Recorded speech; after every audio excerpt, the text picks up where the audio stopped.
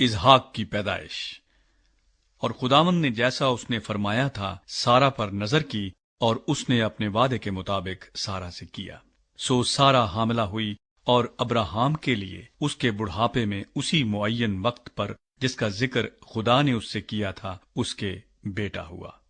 اور ابراہام نے اپنے بیٹے کا نام جو اس سے سارا کے پیدا ہوا اسحاق رکھا۔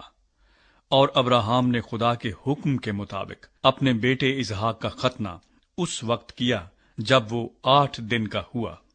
اور جب اس کا بیٹا اسحاق اس سے پیدا ہوا تو ابراہام 100 برس کا تھا۔ اور سارا نے کہا کہ خدا نے مجھے ہنسایا، اور سب سننے والے میرے ساتھ ہنسیں گے۔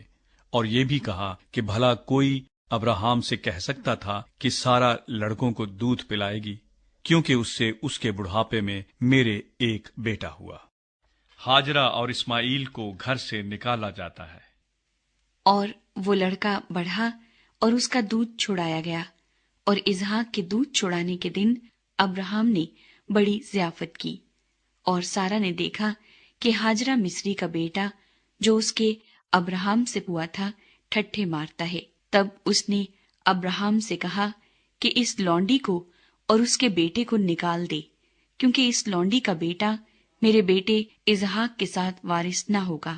پر ابراہام کو اس کے بیٹے کے باعث یہ بات نہایت بری معلوم ہوئی۔ اور خدا نے ابراہام سے کہا کہ تجھے اس لڑکے اور اپنی لونڈی کے باعث برا نہ لگے، جو کچھ سارا تجھ سے کہتی ہے تو اس کی بات مان، کیونکہ اسحاق سے تیری نسل کا نام چلے گا، اور اس لونڈی کے بیٹے سے بھی میں ایک قوم پیدا کروں گا، اس لیے کہ وہ تیری نسل ہے۔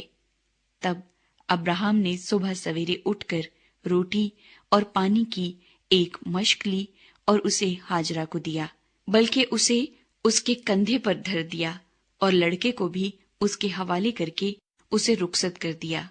سو وہ چلی گئی اور بیر سبا کے بیابان میں آوارہ پھرنے لگی۔ اور جب مشک کا پانی ختم ہو گیا تو اس نے لڑکے کو ایک جھاڑی کے نیچے ڈال دیا، اور آپ اس کے مقابل ایک تیر کے ٹپے پر دور جا بیٹھی، اور کہنے لگی کہ میں اس لڑکے کا مرنا تو نہ دیکھوں۔ سو وہ اس کے مقابل بیٹھ گئی اور چلا چلا کر رونے لگی۔ اور خدا نے اس لڑکے کی آواز سنی، اور خدا کے فرشتے نے آسمان سے ہاجرہ کو پکارا اور اس سے کہا، اے ہاجرہ، تجھ کو کیا ہوا؟ مت ڈر، کیونکہ خدا نے اس جگہ سے جہاں لڑکا پڑا ہے اس کی آواز سن لی ہے۔ اٹھ اور لڑکے کو اٹھا اور اسے اپنے ہاتھ سے سنبھال، کیونکہ میں اس کو ایک بڑی قوم بناؤں گا۔ پھر خدا نے اس کی آنکھیں کھولی اور اس نے پانی کا ایک کنواں دیکھا، اور جا کر مشک کو پانی سے بھر لیا اور لڑکے کو پلایا۔ اور خدا اس لڑکے کے ساتھ تھا، اور وہ بڑا ہوا اور بیابان میں رہنے لگا اور تیر انداز بنا، اور وہ فاران کے بیابان میں رہتا تھا، اور اس کی ماں نے ملک مصر سے اس کے لیے بیوی لی۔ ابراہام اور ابی ملک میں معاہدہ۔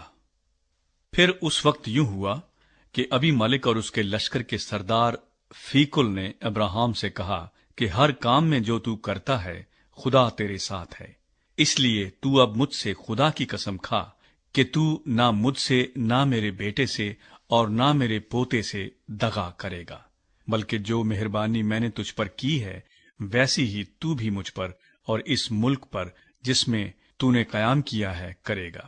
تب ابراہام نے کہا، میں قسم کھاؤں گا۔ اور ابراہام نے پانی کے ایک کنویں کی وجہ سے جسے ابی ملک کے نوکروں نے زبردستی چھین لیا تھا ابی ملک کو جھڑکا۔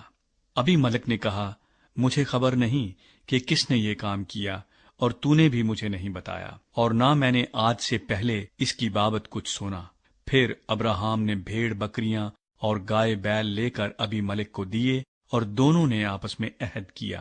اور ابراہام نے بھیڑ کے 7 مادہ بچوں کو لے کر الگ رکھا، اور ابی ملک نے ابراہام سے کہا کہ بھیڑ کے ان 7 مادہ بچوں کو الگ رکھنے سے تیرا مطلب کیا ہے؟ اس نے کہا کہ بھیڑ کے ان 7 مادہ بچوں کو تو میرے ہاتھ سے لے، تاکہ وہ میرے گواہ ہوں کہ میں نے یہ کنواں کھودا۔ اسی لیے اس نے اس مقام کا نام بیر سبا رکھا، کیونکہ وہیں ان دونوں نے قسم کھائی۔ سو انہوں نے بیر سبا میں عہد کیا۔ تب ابی ملک اور اس کے لشکر کا سردار فیکل دونوں اٹھ کھڑے ہوئے اور فلسطینیوں کے ملک کو لوٹ گئے۔ تب ابراہام نے بیر سبا میں جھاؤ کا ایک درخت لگایا، اور وہاں اس نے خداوند سے جو ابدی خدا ہے دعا کی، اور ابراہام بہت دنوں تک فلسطینیوں کے ملک میں رہا۔